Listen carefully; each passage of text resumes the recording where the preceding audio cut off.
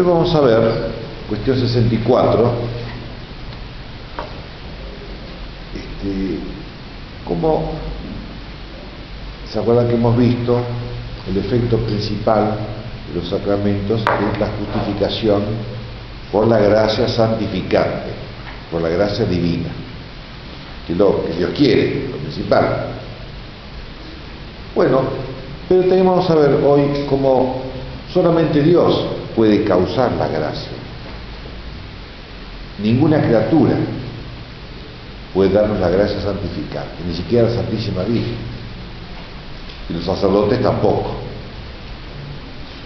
Y los sacramentos tampoco. ¿En qué sentido? Porque causar o darnos la gracia divina es como una obra de creación, es crear algo que antes no existía. Como dice el libro de Génesis, no había luz, todo era tinieblas, no había nada. Dijo Dios que haya luz y hubo luz. Dijo Dios que aparezcan las plantas y aparecieron todas las plantas. La creación es una obra exclusivamente de Dios, y primero con su sabiduría y después con su voluntad quiso Dios que existieran las cosas y las personas, y nadie más que Él puede hacer esa acción creadora. Tan es así que en la Biblia la palabra, el verbo crear, se utiliza solamente para Dios. No hay otro que pueda crear más que Él, en el sentido que algo que no existía de ninguna manera empieza a existir, sin materia preexistente, porque nosotros sí podemos fabricar con madera, podemos fabricar una mesa o una silla. Pero Dios, sin madera, por decir así, puede crear una mesa o una silla. Es algo, una existencia instantánea. En cambio, cuando yo fabrico, la existencia de la mesa va de a poco. Tiempo. Para ir modelando las maderas, serruchando esto y lo otro, ¿no? Es un proceso que lleva un tiempo, con material preexistente, material previo, hasta llegar al objetivo, al efecto deseado. En cambio, Dios no necesita nada previo. O sea, como digo, ¿no? Con su sabiduría, porque Él sabe. Cuando decimos por su sola voluntad, aclaramos, no es una voluntad caprichosa como podría ser la nuestra, es una voluntad sabia. Es decir, que todo lo que hizo lo hizo bien, evidentemente. Como dice el Evangelio sobre Jesucristo, todo lo que hizo lo hizo bien. Estaban admirados los judíos cuando hizo hablar a los sordos, a oír a los sordos y hablar a los mudos. Todo lo ha hecho bien. Sobre todo de los milagros, por ejemplo, cuando hizo ver a un ciego de nacimiento. Es decir, un ciego que no podía, le faltaba orgánicamente elementos, supongamos el nervio óptico, por ejemplo, le faltaban las pupilas, y por un acto creador, Cristo, Dios, le da las pupilas por el nervio óptico. Entonces, crear es un acto, dar la existencia total, sin ningún proceso. En este caso, la gracia santificante, o la gracia divina, creada por Dios. Por eso digo, solamente Dios puede dar la gracia, solamente Dios puede crear, ninguna criatura puede crear. Todo, incluso, digo, la Santísima Virgen María, San José y todos los santos que ustedes quieran, necesitamos material previo para elaborarlo, para producir, etcétera, etcétera, etcétera, y construir lo que queremos hacer. Bueno, pero en los sacramentos, como bien sabemos, están los sacerdotes, o los ministros del sacramento, sacerdotes, diáconos, como fuera, ¿no? La persona humana. Lo que sí puede hacer el sacerdote es la ceremonia. Eso no es ningún problema. La ceremonia, las oraciones, el rito, bueno, eso es elaborar, o sea, la ceremonia consiste en elaborar una acción, pero tengo los elementos previos, tengo el agua, tengo el vino, tengo el pan, tengo el aceite, tengo el librito con las oraciones, tengo las velas, etcétera. Con todos los elementos previos, el sacerdote puede realizar el sacramento, la parte exterior del sacramento.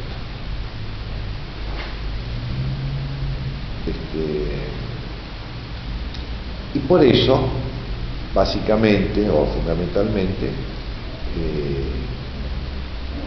si el sacramento, o sea, si la ceremonia del sacramento el sacerdote la realiza como tiene que ser, es decir, si el sacerdote realiza la ceremonia del sacramento como Cristo lo ha mandado primero y como la Iglesia lo ha establecido, lo ha organizado, digamos así, entonces el sacerdote pone su parte, la pone bien, es decir, la ceremonia bien hecha, que es la parte exterior, y Dios pone la parte interior, es decir, la gracia divina, e insisto, solamente Dios la puede colocar, la puede poner.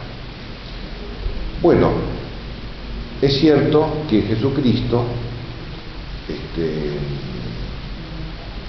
hemos dicho muchas veces, ¿no?, los sacramentos de los paganos, en el paganismo, antes de Cristo, los sacramentos judíos, son más ad libitum, es decir, más como uno quería, ¿no? Cuando Jesucristo establece los sacramentos, por ejemplo, la Santa Misa, lo establece con pan y vino. De tal manera que el sacerdote lo realiza con pan y vino. Pero además Jesucristo ha querido, en su sabiduría, digamos así, ligar o atar, ¿no?, la infusión de la gracia divina a la ceremonia del sacramento. Es decir, para ser hijo de Dios hay que bautizarse. El bautismo es un sacramento y efectivamente, como dice San Agustín, cuando el agua, cuando el sacerdote, ¿no?, echa el agua en la cabeza, como sea, ¿no?, entonces se realiza la acción del Espíritu Santo. Cristo ha querido hacer depender la infusión de la gracia bautismal a la ceremonia del bautismo, porque Él quiso, porque Él es Dios. Bueno, pero podría ser de otra manera, como hemos dicho muchas veces, lo estableció de esa manera, con agua, y en el nombre del Padre, del Hijo y del Espíritu Santo. Bueno, porque así quiso. No solamente podría haber sido distinta la ceremonia, sino que además Él podría infundir la gracia divina sin ningún sacramento de por medio. Bueno, porque Él es Dios, y siendo Dios puede hacer todo eso, no está limitado, ni está determinado a nada. Por eso, como muchas veces hemos dicho también, veamos la historia de la santidad fuera del cristianismo, el paganismo antiguo. Siempre les pongo el ejemplo de Sócrates, ¿no?, y de tantos otros, muchos, ¿no?, que han sido personajes, ¿no?, muy virtuosos, sin ser cristianos. Lo mismo en el judaísmo. Abraham, Moisés, dice en la Biblia, Moisés era el hombre más humilde que había sobre la tierra. Lo exalta muchísimo, ¿no?, y los profetas. Es decir, que fuera del cristianismo, Dios concede la gracia divina, la gracia santificante.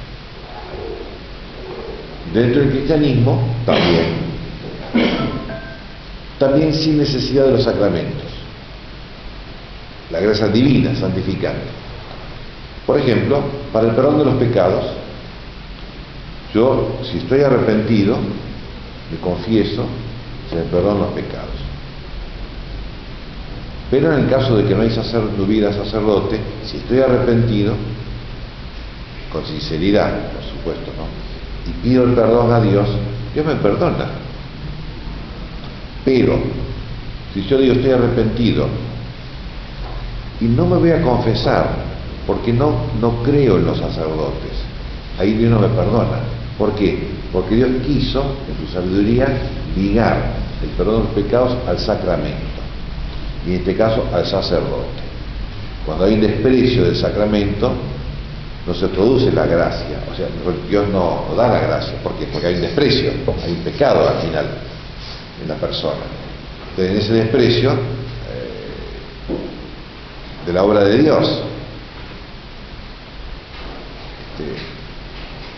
Dios, además de que es sabio, no es onzo, y entonces no nos va a dar la gracia si despreciamos la obra de Dios. Es como pasa a veces en algunos ámbitos del protestantismo, ¿no? Si desprecian a la Virgen María, y no me vengan con que aman a Dios, porque están despreciando la obra de Dios, la Madre de Dios. Entonces no hay una contradicción. Pero si no es así, Dios puede, porque Dios es creador. Dios, por decirlo de manera, Dios es el dueño de la gracia divina y la crea en cada alma cuando Él quiere. Por eso decimos, Dios es la única causa eficiente de la gracia divina en los sacramentos. Los sacerdotes somos causa eficiente instrumental, como ya lo hemos visto. ¿Por qué? Porque nosotros producimos o fabricamos las ceremonias que corresponden, no cualquiera, ¿no? Somos causa eficiente principal de la ceremonia, pero Dios es causa eficiente principal de la gracia divina. Por eso, dice, por ejemplo, San Juan de la Cruz, en el Cántico Espiritual, está hablando de la creación. Dice, está hablando de la hermosura de la creación. Dice, los bosques, espesuras, ¿sí? Lo que llamamos así la naturaleza, lo que llamamos nosotros la naturaleza, es obra de Dios. Entonces dice, estas diferencias de criaturas, la diversidad y la grandeza, solamente la mano del amado Dios pudo hacerlas y crearlas. Por eso hay que notar que dice, por la mano del amado, porque aunque otras muchas cosas hace Dios por mano ajena, por ejemplo, por mano de los ángeles y de los hombres, esta de crear nunca le hizo ni la hace por otra mano que por la suya propia. ¿Por qué? Porque en la creación, dice Santo Tomás, está el acto creador, y el primer acto, la producción o la creación de todas las cosas, y después viene la acción ordenadora, es decir, de todas las cosas, todas las materias creadas, digamos, después eso se va ordenando después.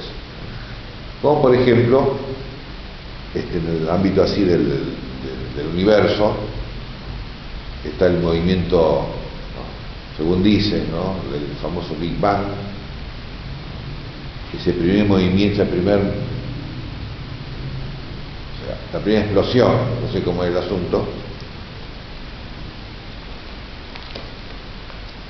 que arma o formó esa gran diversidad de estrellas y planetas que vemos. Es por un proceso que llevó tiempo, no sé cuánto tiempo. Ese proceso que lleva un tiempo por medio de los ángeles. Pero los ángeles no pudieron crear las estrellas. El primer grupo de materia, gigante, ¿no?, creado por Dios.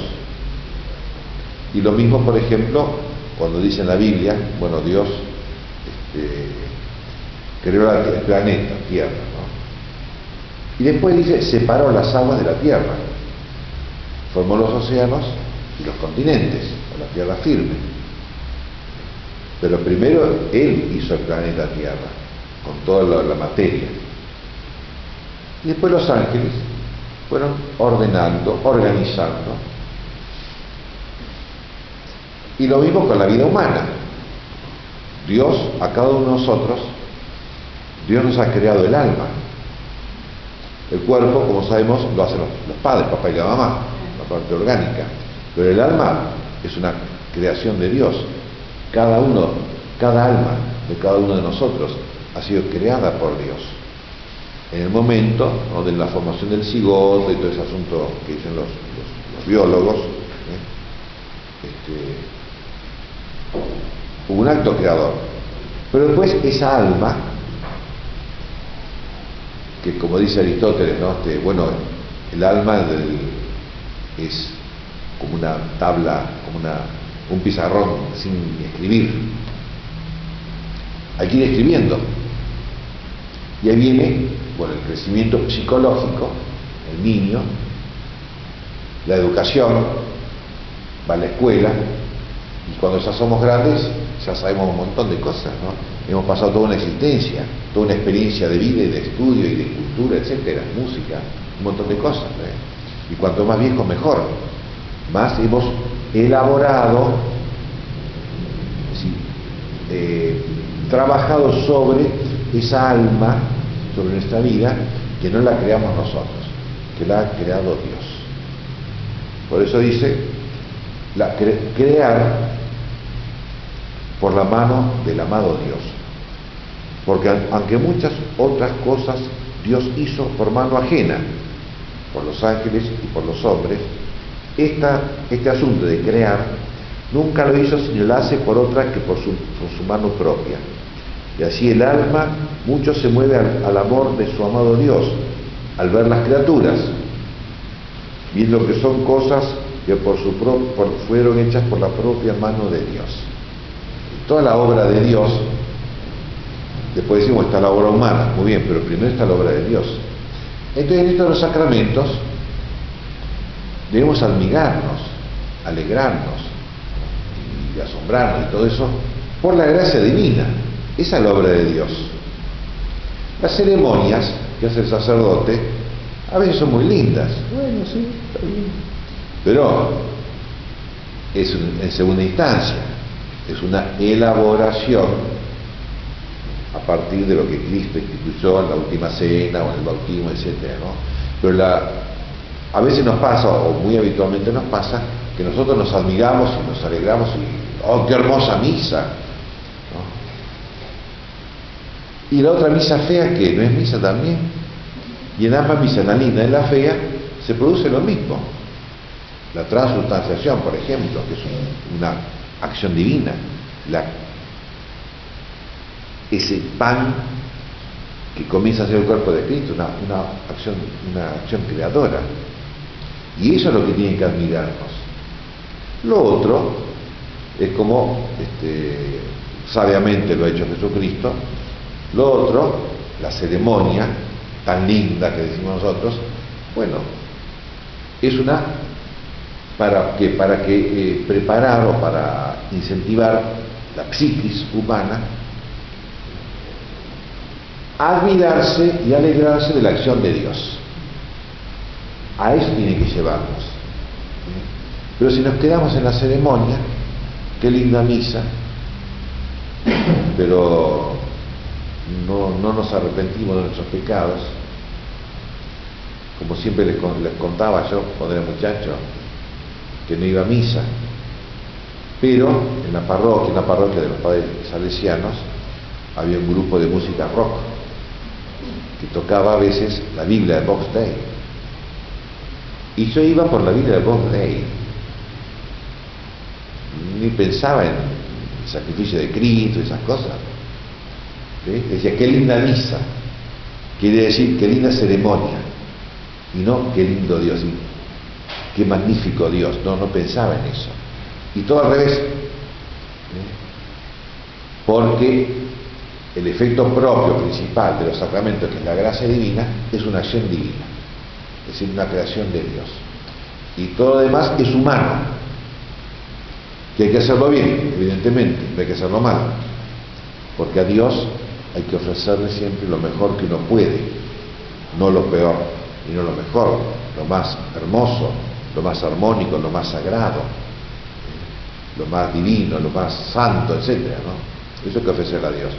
Pero no es eso lo que nos interesa. Eso es secundario, en segunda instancia.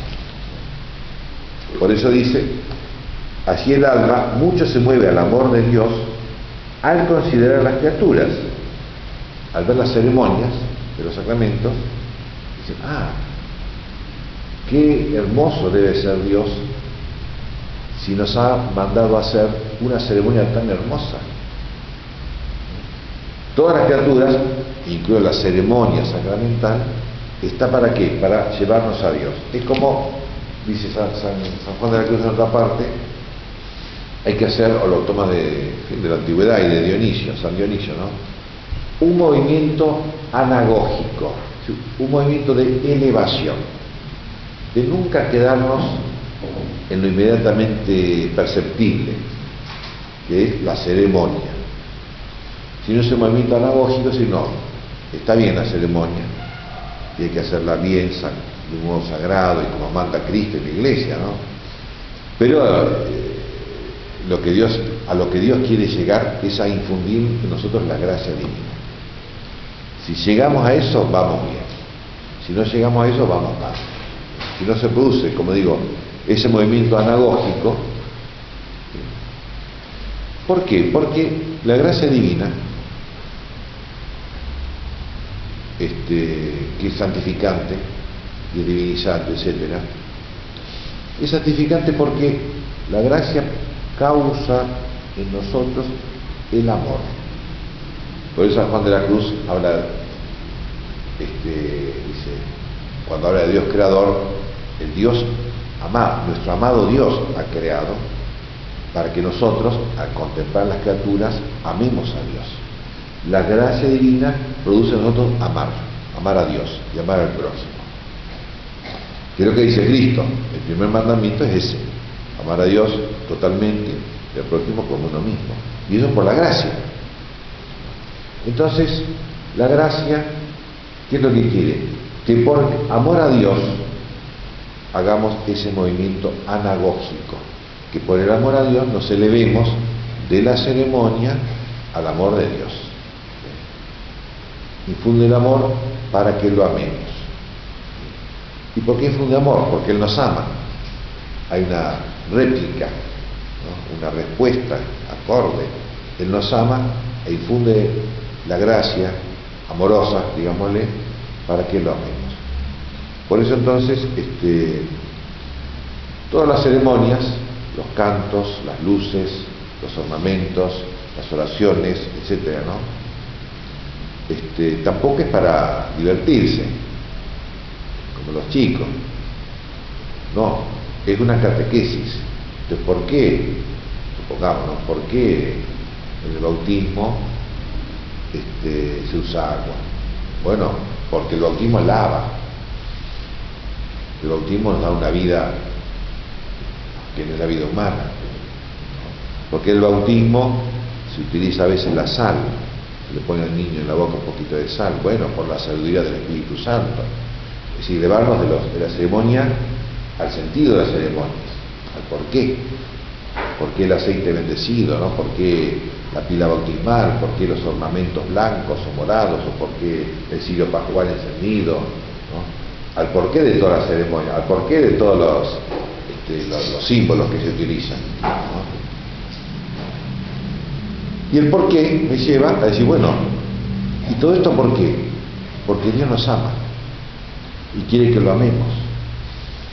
¿Ve cómo vamos en ese movimiento anagógico, elevándonos de lo sensible a lo explicable, a lo espiritual, al amor de Dios y a Dios?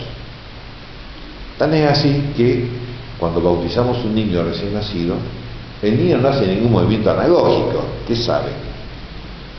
Dios le hace un movimiento anagógico al niño, sin que él se dé cuenta. ¿Por qué? No tiene conciencia de las cosas, ¿no? Y sin embargo, efectivamente, el niño que escucha las oraciones, escucha los cantos, prueba la sal, la boca, el agüita, que si está muy fría, se pone a llorar el nene, ¿no? Prueba eso, y sin que él lo sepa, eso le está llevando a Dios. Pero lo lleva a Dios.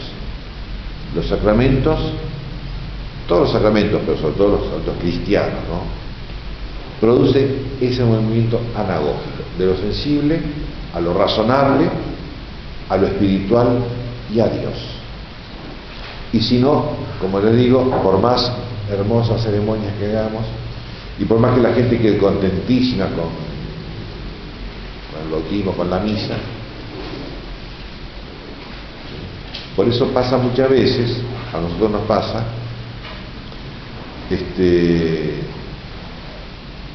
pasa mucho, ¿sabe?, con los curas sanadores. Cuando da misa el padre tal, se llena la iglesia, ¿viste?, porque buscan sanidad. Entonces, sí, vos, porque, ¿cómo le pasaba a Cristo también? Cristo no era un cura sanador, lógicamente, ¿no? Pero sanaba a mucha gente, hacía muchos milagros, y mucha gente lo buscaba por la... Y él los curaba, pero se queja también.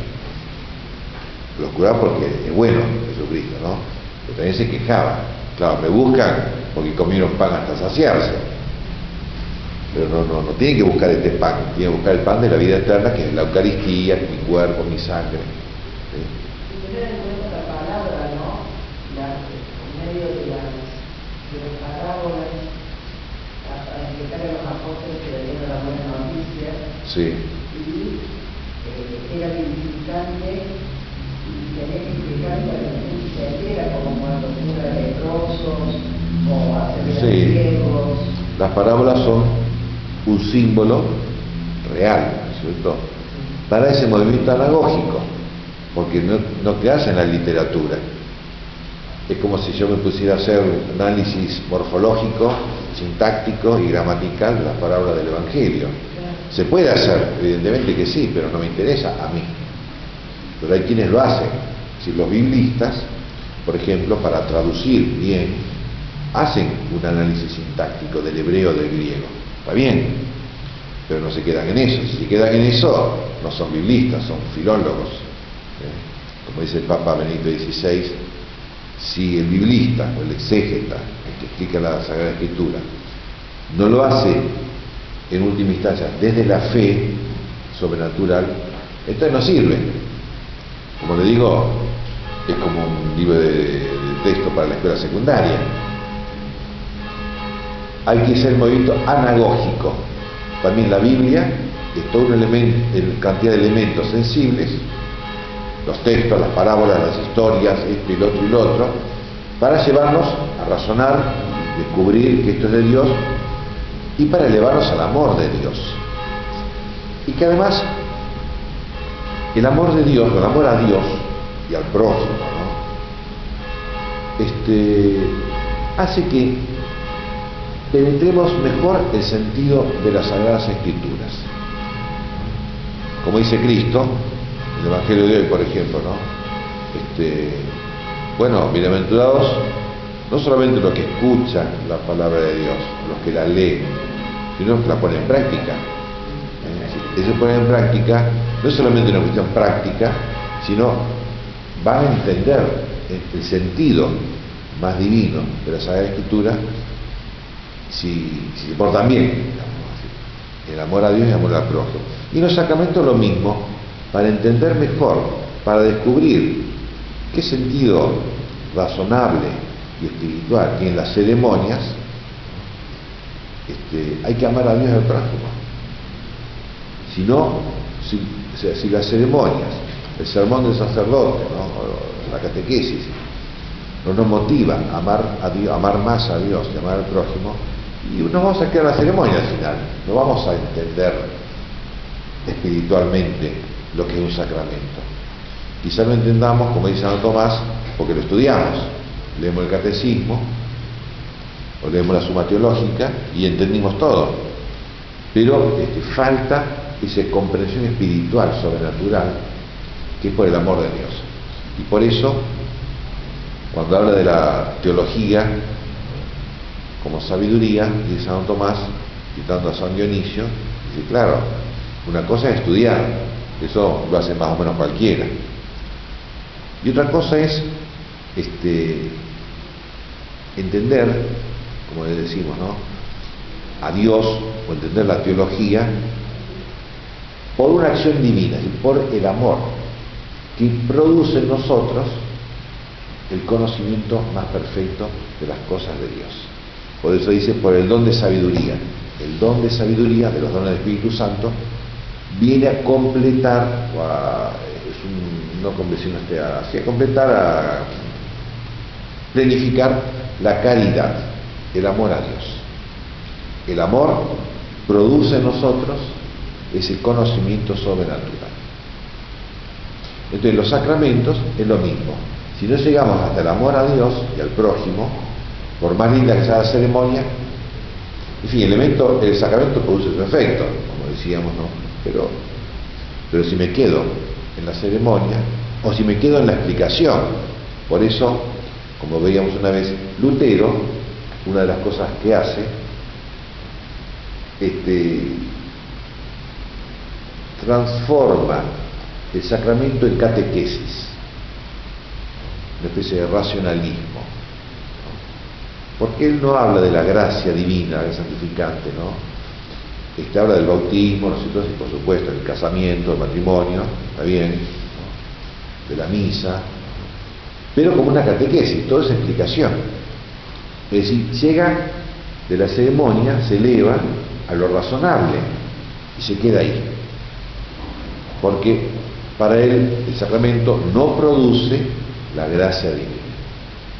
Lo que produce que es una predisposición anímica para creer en Dios, o algo así, para confiar en la obra, en la redención que Cristo ha realizado. Es catequesis, y de ahí no pasa. Pero a mí la catequesis, dicho así de mala manera, no me interesa. Ni la ceremonia, ni la catequesis, me importa Dios. Porque como digo, si no llegamos a este punto, en vano son los sacramentos. Bueno, entonces vamos a leer un poco de la Suma Teológica. Dice las objeciones. Acuérdense que Santo Tomás pone primero objeciones. Dice, bueno, parece que no es así la cosa. Dice, parece que el sacerdote puede causar la gracia divina. Dice, el efecto interior de los sacramentos, como ya lo hemos visto, es la gracia, la justificación por la gracia, ¿no? No. El otro sabe dar el texto. El efecto interior de los sacramentos consiste en que el hombre se vea libre del pecado y quede iluminado por la gracia. La justificación por la gracia. Ahora bien, pertenece a los ministros de la Iglesia, los sacerdotes, purificar, iluminar y perfeccionar, como dice San Dionisio, ¿no?, en la jerarquía, el libro de la jerarquía eclesiástica. Él explica las ceremonias, ¿no?, los sacramentos. Entonces habla de los diáconos, los sacerdotes y los obispos, las distintas funciones que cumplen, ¿no? Dice, por ejemplo, la disposición ordenada de las acciones sagradas por medio de las ceremonias sacramentales, con la primera potencia, con los diáconos, purifica al que va al sacramento, ¿no? Con la del medio y con los sacerdotes, ilumina a los que ya han sido purificados. Y con la última, con el obispo, que es la potencia más elevada, que realiza una acción sagrada, perfecciona completamente a los que han participado de la divina luz. ¿Sí? Diáconos, sacerdotes y obispos. El diácono purifica, prepara, el sacerdote ilumina y el obispo da la perfección, es decir, la unión con Dios, etcétera, ¿no? Parece entonces que también los sacerdotes, los ministros, producen la gracia, causan la gracia. No solamente Dios, parece, vamos a ver que no. La otra objeción dice: la administración de los sacramentos va acompañada de oraciones que hace el sacerdote, ¿no? Ahora bien, Dios escucha de mejor grado las oraciones de los justos que la de cualquier otra persona, porque dice San Juan: si uno es religioso y cumple la voluntad de Dios, Dios lo escucha. Luego pareciera que si recibimos los sacramentos de un sacerdote santo, recibe un efecto mayor, el sacramento es más potente, por decir así, y por tanto pareciera que el sacerdote también produce la gracia. Pero no es así, ¿no? Porque la misa o la confesión o el bautismo, como dice San Agustín, aunque sea un hereje el que bautiza, si bautiza bien, bautiza, chao, porque es Dios, es Cristo el que está realizando la acción, ¿no? Lo mismo si lo mismo es un hereje o un pecador, así, bien pecado mortal, bueno, y él tendrá que dar cuenta a Dios, pero los sacramentos, si los realiza como mandó Cristo y como manda la Iglesia, entonces son válidos, son sacramentos. Pero dice el apóstol San Pablo, es Dios el que justifica, y solamente Él. ¿Por qué? Porque los pecados son una ofensa hecha a Dios, y por lo tanto hay que pedir perdón a Dios. También hay pecados que son una ofensa contra el prójimo, hay que pedir perdón al prójimo, lógicamente, ¿no? Pero todos los pecados, incluso los que no ofenden al prójimo, siempre ofenden a Dios. Y por tanto, si Él no te justifica, no hay justificación. Y como el efecto interior de los sacramentos de la justificación, parece claro que solamente Dios es quien produce el efecto interior, el que infunde la gracia. Y explica así Santo Tomás: un efecto se puede producir de dos maneras, una como causa principal y otra como causa instrumental, como hemos visto, ¿cierto? Como siempre les explico, la virome, la lapicera que ustedes utilizan para escribir, es un instrumento, pero no alabamos a la virome por las cosas tan inteligentes que escribe. Es instrumento. Si uno quiere hacer una obra inteligente, necesita una persona inteligente que utilice una lapicera que ande, que tenga tinta por lo menos. No hace falta una lapicera inteligente. Ahora, si uno quiere pintar un cuadro, necesita inteligencia y estética, las dos cosas, y por tanto necesita pinceles adecuados. Aunque el artista que es genial puede pintar un cuadro con pinceles que no sirven, más o menos, pero no. O sea, un pianista con un piano desafinado, si es un genio, puede, sí, podría, ¿no? Un genio, pero si no es un genio, no. Porque hace falta la inteligencia y lo estético. En cambio, los sacramentos hace falta la inteligencia y lo estético, pero son cosas que van separadas acá. En el músico, el pianista, no, él mismo es el inteligente y el estético. Y él, por ejemplo, siempre me acuerdo de esa obra de Tchaikovsky, 1812, ¿no? Que es cuando Napoleón invade Rusia y los rusos lo echan a Napoleón al final, ¿no? Entonces, si uno va escuchando la obra y cierra los ojos, lo ve a Napoleón, que va así, ¿no? Y de repente suenan los cañones, y ve los cañones, porque hay una expresión inteligente de algo, realmente expresa lo que quiere expresar, y además estético. Pero en el sacramento está la ceremonia, que tiene que ser inteligente, todo, pero que el efecto principal, decimos, es la gracia. Por eso, como causa principal, solamente Dios produce el efecto interior del sacramento. ¿Por qué? Porque solamente Dios entra en el alma. Solamente Dios puede entrar. ¿Entrar qué significa? Digamos de otra manera, ¿no? Entrar no quiero decir entrar, ¿no? Solamente Dios puede, digamos así, modificar el alma. Por ejemplo, yo les estoy hablando a ustedes Y yo indirectamente modifico el alma de ustedes. Indirectamente. Yo les hablo, si ustedes son sordos, no sirve para nada que yo les hable. Pero si no son sordos, escuchan, ejerzo un influjo en el alma de ustedes a través de sus oídos. Pero ustedes elaboran todo lo que yo les estoy diciendo y bueno, después entienden cualquier cosa. Bueno, culpa de ustedes, no culpa mía. Porque yo no puedo modificar el alma directamente, sino tan solo indirectamente. Entonces, ¿El alma se modifica por el pecado? Claro, pero eso lo hace usted.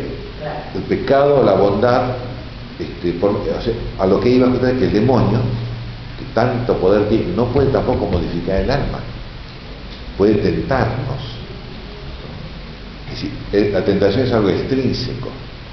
Puede sugerirnos, o anda a robar, o anda a matar, o fornicar. Nos sugiere, pero yo decido sí o no. Siempre es extrínseco, ¿no? Si la persona humana puede influenciar extrínsecamente en el alma de usted, el demonio también extrínsecamente, pero Dios intrínsecamente. Entonces Dios causa la gracia y modifica el alma. La hace buena. De mala que era, la hace buena. Dios le hace pensar, pensamientos, de lo que sea, ¿no es cierto? Como a los profetas, ¿no? Cuando hablan cuando Isaías dice, una virgen concebirá y dará a luz un niño, le pondrán por nombre Emmanuel, que significa Dios con nosotros. Es un pensamiento que Dios le ha puesto en la inteligencia de Isaías. Y la voluntad, Dios puede hacer que yo ame a Dios y al prójimo directamente. Por eso dice, solamente Dios entra en el alma, entra en ese sentido. No pensemos el alma como una caja donde hay que meter cosas, no, modifica el alma, la puede mover, siempre para bien, evidentemente, ¿no? Y lo otro que puede mover el alma es uno mismo. Yo quiero aprender, ¿no? O yo quiero amar al próximo, o no, yo quiero pecar. Yo me muevo a mí mismo, modifico mi conocimiento y mi amor con elementos exteriores, como decíamos, un profesor que me enseñe, ¿no? O un amigo que me lleve por el buen camino, por el mal camino. Y Dios inmediatamente, como decimos, modifica el alma. Solo Él penetra en el alma donde se produce el efecto sacramental. Porque dice, nadie puede obrar inmediatamente donde no está. Si yo puedo obrar en ustedes a través del sonido, ¿no? El aire que transmite el sonido de mi voz, pero no puedo influenciar inmediatamente, sino siempre a través de un elemento. Entonces, nadie puede obrar inmediatamente donde no está, y Dios está en el alma y en todas las cosas. Como estudiamos el catecismo, Dios está en todas las cosas. Dios está en el cielo, en la tierra y en todo lugar. Y Dios está en todas las criaturas inmediatamente, más inmediatamente o más intensamente, mejor dicho, está en el alma humana, que está creada a imagen y semejanza de Dios. Sí, en el caso de cuando Jesús cura, en el caso cuando Jesús a la pecadora le dice, nadie te juzgó, hay alguien y le pregunta que te juzgue, ella, no se sabe, pero hace silencio, es decir, no se arrepiente, pero ese libre albedrío está en el alma de ella, y Jesús ahí es como un respeto al libre albedrío que tiene el cuerpo y que tiene el alma también. Desde ese sentido, bueno, aquí se puede preguntar, ¿no? Es decir, que Jesús respetó el libre albedrío, como dice usted, que el alma donde no está, no puede obrar directamente Claro, donde no está. pero Dios sí puede obrar porque Dios está en el alma. Y entonces, ese libre albedrío, sin suprimirlo, lo puede mover, lo puede alterar para bien, evidentemente, no para mal. En cambio, el demonio no puede mover el libre albedrío si yo no lo autorizo. Es decir, si yo no lo acepto al demonio, no puede hacer absolutamente nada. En cambio, cuando Dios mueve la voluntad y el libre albedrío, me mueve a amarlo. No es que violenta el libre albedrío, me mueve a que yo libremente lo ame, pero Él me mueve. Por eso Santo Tomás distingue mucho en lo que es un acto voluntario de lo que es un acto libre. Entonces, un acto voluntario lo hacemos porque queremos. Pero el ejemplo que él pone siempre, ¿no? Yo puedo, por ejemplo, entre leer El Quijote de la Mancha o leer Los Hermanos Karamazov. Los dos son libros muy buenos y muy profundos y me gustan. Yo puedo elegir.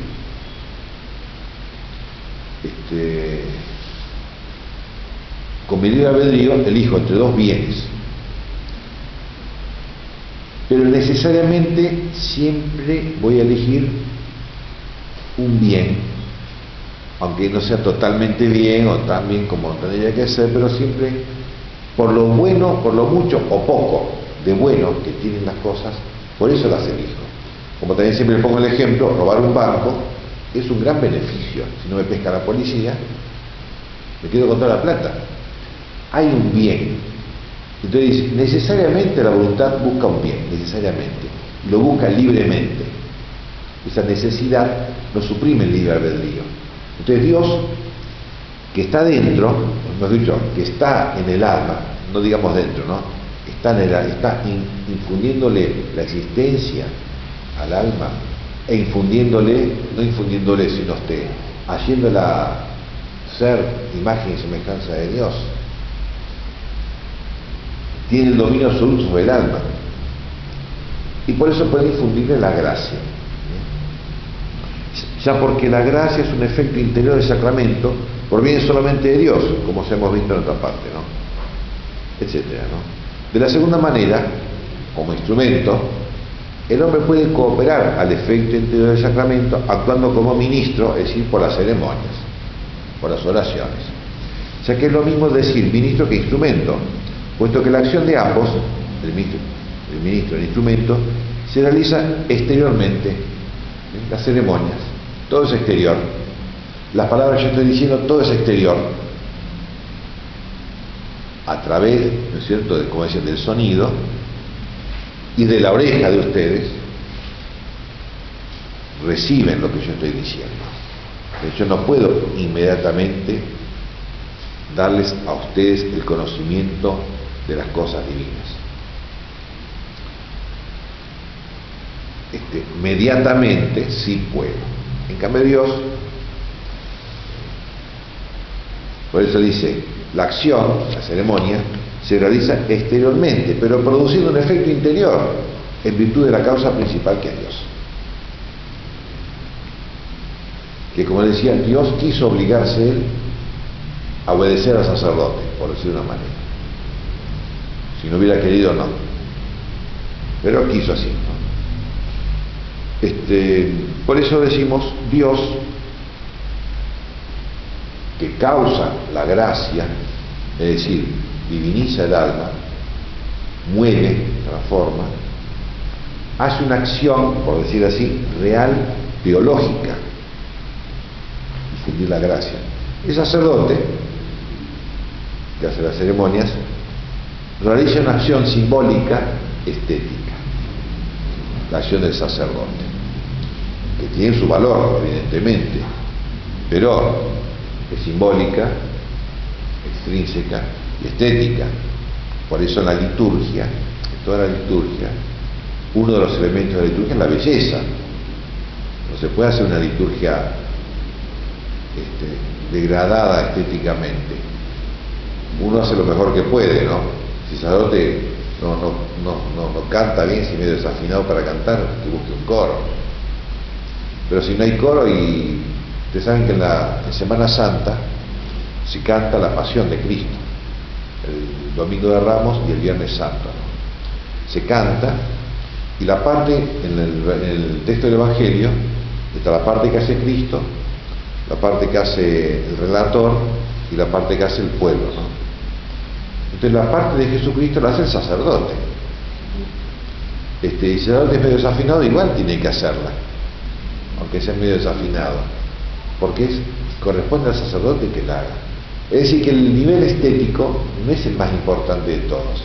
Hay que hacerlo lo mejor que se pueda, evidentemente, porque el nivel estético es extrínseco, está a nivel de los sentidos. Lo que sí se pide es que el sacerdote, aunque sea medio desafinado, que pronuncie bien las palabras, es decir, que los fieles escuchen el texto del Evangelio. ¿Por qué? Porque por encima de lo sensible está lo razonable. Y también se pide que atiendan, escuchen con devoción, porque si falta la devoción no llega al paso a nivel espiritual. ¿Sabe qué pasa, padre? Dice que uno va escuchando un señor, dice que le dicen para leer la carta de San Pablo, un tartamudo, o una chica que no se le escucha nada, y entonces a uno no le atrae, es cierto, no escucha nada. Entonces eso deberían tener esa precaución, o de sí, tener un grupito de lectores que se preparen, o que se preparen.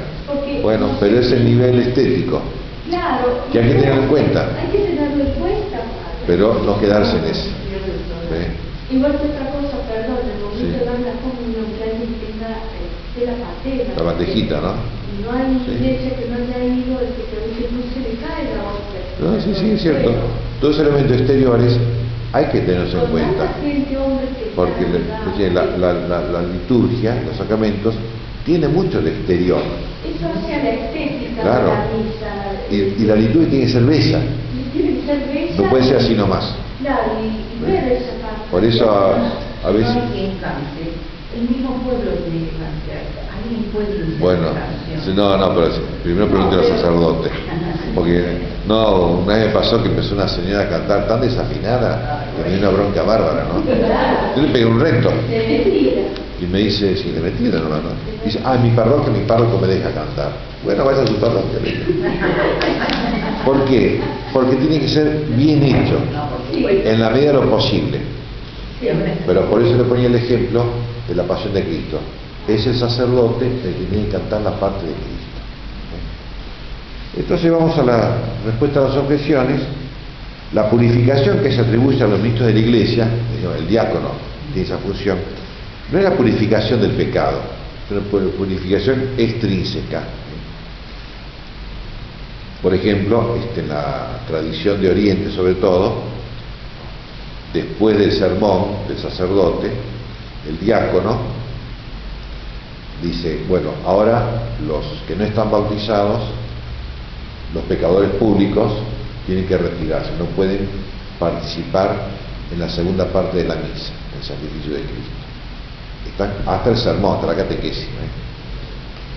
Entonces los diáconos purifican porque expulsan a los pecadores de la asamblea o porque los preparan con piadosas exhortaciones al arrepentimiento o a la confesión. Después dice, las oraciones que acompañan a la administración de los sacramentos van dirigidas a Dios no por una persona privada. La misa no es la misa del sacerdote, es de la Iglesia, toda la Iglesia. Por eso el Papa Benedicto XVI, que era tan cuidadoso, se quejaba, ¿no? Los sacerdotes que hacen lo que quieren, dice, una creatividad salvaje, decía. No, porque no es mía, es de Cristo y de la Iglesia. Incluso el obispo, cuando quiere hacer cualquier cosa, dice, yo soy el liturgo en la diócesis. No, el liturgo es Cristo. Y el obispo tiene que ser fiel a Cristo y a la Iglesia. Y el Papa también, el Papa no puede hacer lo que quiere en la liturgia. El Papa no es Dios y no es Cristo. Él está subordinado a Jesucristo. El liturgo principal es nuestro Señor Jesucristo. Y el Papa y los obispos tienen que sujetarse a Él. ¿Por qué? Porque no es como persona privada, por más que sea el Papa, no es el dueño de los sacramentos, es el administrador. Y como dice San Pablo, lo que se busca en un administrador es que sea fiel, que no se robe la plata.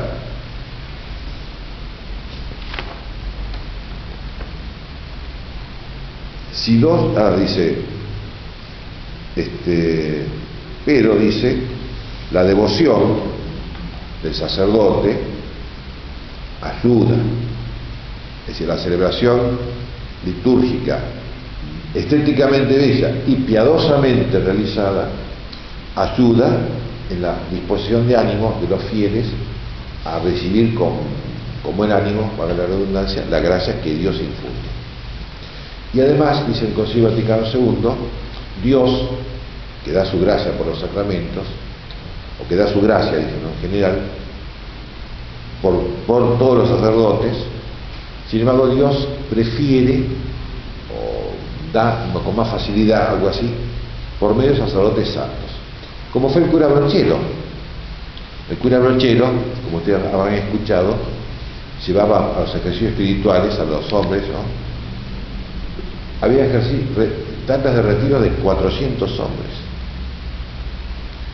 Y está en el libro, está la foto. Porque uno ya no lo podía creer, yo digo, no, esto es mentira, son cuentos del cura Gaucho, viste, que para hacerse agrandado. No, de verdad, 400, 500, 600 hombres en retiro espiritual. ¿Por qué? Porque Dios movía el corazón por medio de un sacerdote santo. Claro, durante toda esa semana. ¿Sí? Bueno, ¿cómo podía hacer eso? Porque era un sacerdote santo. Porque Dios trabaja mejor, por decir de una manera, cuando el sacerdote es santo. Por eso dice, no se puede decir que la devoción de un santo no coopere para ese fin. No obstante, el efecto propio del sacramento no se obtiene por la oración de la iglesia ni por el sacerdote, sino por el mérito de la pasión de Cristo. ¿Por qué? Porque Cristo es Dios. Ahí sí, este hombre es Dios. Y porque es Dios, la parte humana de Jesucristo tiene mucha eficacia. Por donde se deduce que el efecto del sacramento no es mejor porque sea más santo el ministro, aunque algo puede conseguirse por la devoción del ministro en favor de quien recibe el sacramento, no porque el ministro lo produzca, sino porque lo consigue de Dios, como intercesor, etc. Por eso, esa liturgia, digamos así, los sacramentos, ese movimiento anagógico, también respecto de Jesucristo. ¿Por qué? Porque no es la parte humana de Cristo la que nos redimió, sino la parte divina, su naturaleza divina, el amor divino de este hombre, por la potencia divina, porque solamente Dios puede infundir la gracia en el alma. ¿Se entiende, no? Sí. Bueno, nuestro auxilio está en el nombre del Señor. Que la bendición de Dios Todopoderoso, Padre, Hijo y Espíritu Santo, descienda sobre vosotros y permanezca para siempre. Amén. Muy bien, nos vemos sábado, si Dios quiere.